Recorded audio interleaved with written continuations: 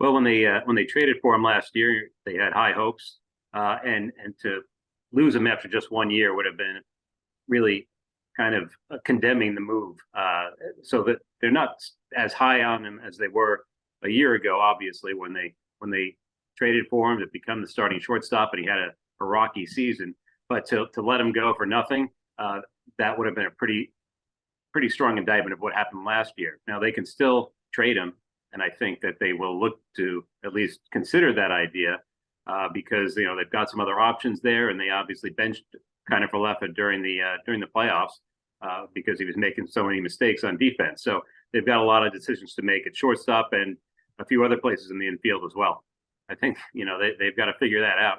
Brian Cashman and Hal Steinbrenner both said this week, that the middle infield is something that they've got to look at, and both of the executives talked about Volpe and Peraza having a chance to make some noise at least in spring training. Peraza obviously came up at the end of last year, played well enough to get onto the ALCS roster.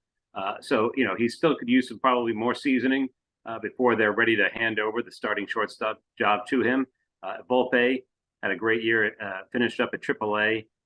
Scranton played very well. They're really high on him, but he's another guy who hasn't made his major league debut yet. So it's hard to believe that they'll open up next season with him starting either at second or short. Where Kiner-Falefa comes in, he can still be kind of the stopgap that he was brought in to be.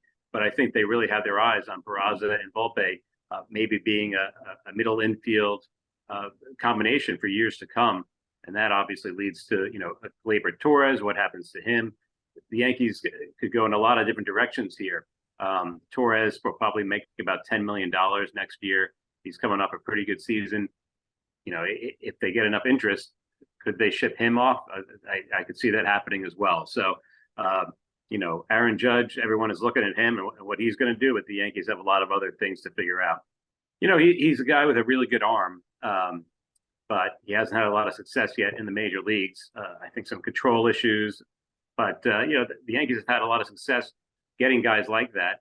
And whether it's Matt Blake or whoever it is that works with them, fine tuning some of their repertoire and really honing in on their strengths, maybe cutting out a pitch or two.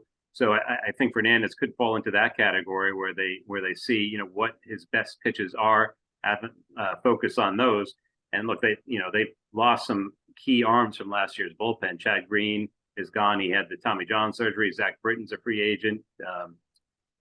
Scott Efros, who they traded for, also Tommy John. So they've got a lot of holes to fill in the bullpen.